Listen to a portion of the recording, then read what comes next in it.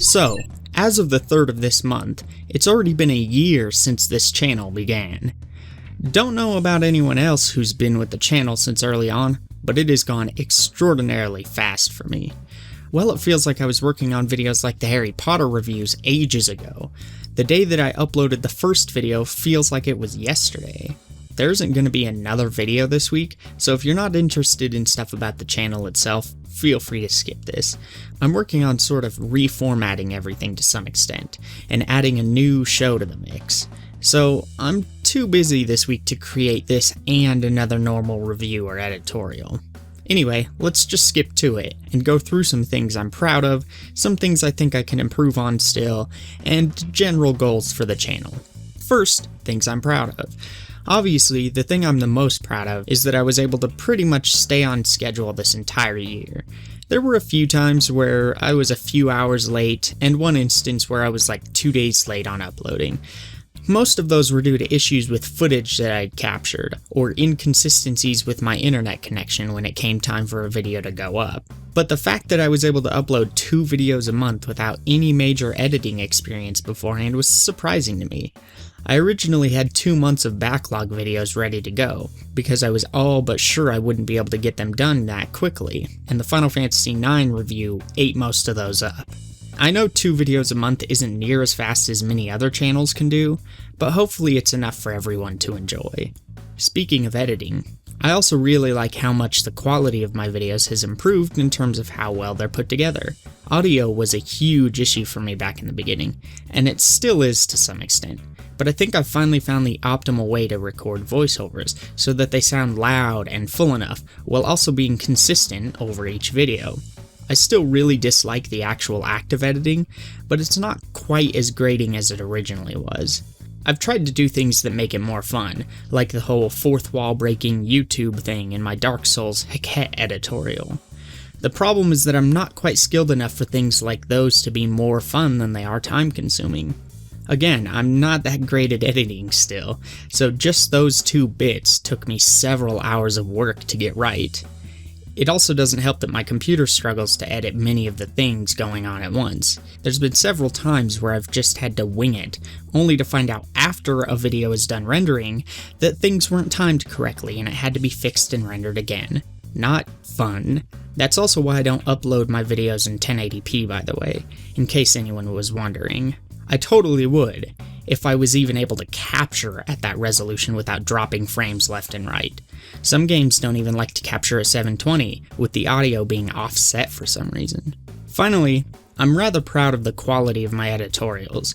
They're honestly my favorite thing to do, since they usually require less strenuous editing, more detail-oriented scripting, and I don't have to search for specific clips quite as often, and I don't have to search through near as much footage either. I like talking design and mechanics too. I like talking technical, whether referring to how a game runs or why it runs that way, the technical aspects behind the art involved, whatever it may be. Editorials usually allow for a lot higher of a degree of that, and are therefore sometimes much more enjoyable to make than general reviews. And that brings us to things that I hope I can improve upon. The reason reviews are less enjoyable to make, excluding case study ones like the Final Fantasy IX review, is because I'm still struggling to fine-tune them. There are channels like Shame, Matthew Matosis, and Satchbags Goods that are really complex and technical, and then there's the endless amount of channels that aren't technical at all. I'm trying to find a middle ground, where what I'm saying can be understood and engaging for everyone, while still allowing me to get as technical as I need to. I want my channel to serve as a sort of gateway drug for those that want to dive deep into the game design rabbit hole. But I also want it to be able to provide sufficient meat on the bone for those who are already game design aficionados. That's a difficult balance to strike, that I feel I've drifted further from as this channel has gone on. I had a few people say that my Mega Man review was too technical for such a simple game. I personally disagree, but it certainly could have been written in a way that didn't feel so dry with its technical aspects. I actually feel that my Driver review hit a rather great balance, but there's a reason for that. Many of the games that I've talked about since then have been much more complex and full of things to talk about. In order to talk about frame rate or hit detection issues, I first have to bring up each of the aspects of the design that contribute to said issues. There are some games where I can spend 12 minutes or more just explaining the very basic mechanics and design aspects of the game, before I even begin to dive deeper. I can't just explain that the hit detection on your weapon in so-and-so game breaks every other system in the game, if I don't go into what those other systems are and how they each relate to said hit detection. As such, many of my reviews have tended to err on the less technical side, since doing otherwise would create more editing than I can realistically do alone in just 2 weeks.